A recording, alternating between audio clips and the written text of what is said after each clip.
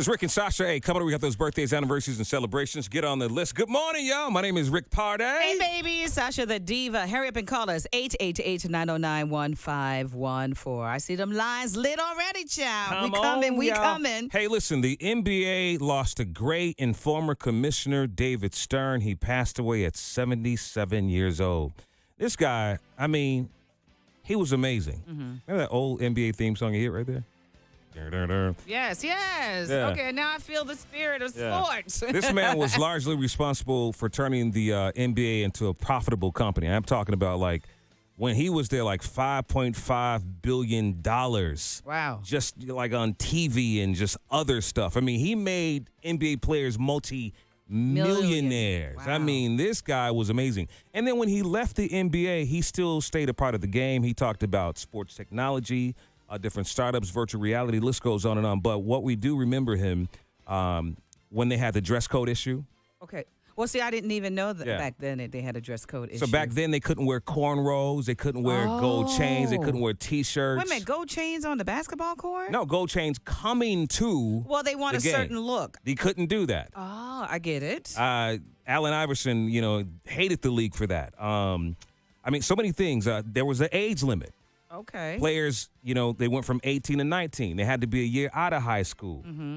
He moved the Seattle Supersonics to Oklahoma. So people really didn't like these changes. They didn't like a lot of changes, but he did a lot of great things. I mean, he, in the end, thought it was great that a lot of NBA players had a great social impact, especially LeBron and his schools. And remember, I think his name was Mahmoud Abdul Rauf. He was a Muslim basketball player. And before Colin Kaepernick, Mahmoud was the first to not stand during the national anthem. Oh, what did David say? Here's what he had to say about that. We had a rule at that time that you had to stand for the national anthem. And he announced one day that he was not going to stand. And we said, please stand. You can stay in the locker room if you'd like.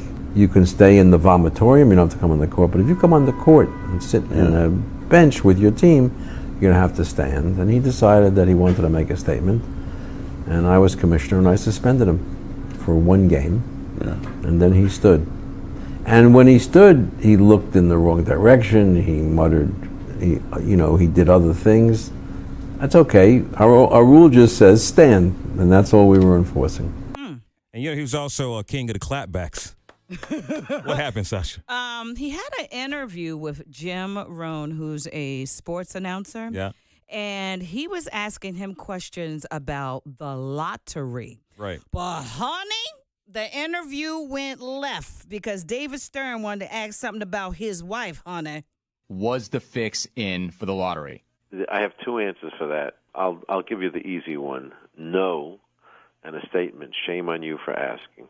I understand why you would say that to me, and I wanted to preface it by saying it respectfully. I think it's my job to ask because I think people wonder. No, it's ridiculous, but that's okay. I know that you think it's ridiculous, but I don't think the question is ridiculous because I know people think that. Stop beating I'm your not wife saying yet? I'm not saying that I do, but I think it's my job to ask you that. Have you stopped beating your wife yet? Yeah, I don't know if that's fair. Yes, you I don't do. know if that's fair. Why is that? Did he ever answer the question? He said, I don't think that's fair. Yeah, it is fair. It's okay.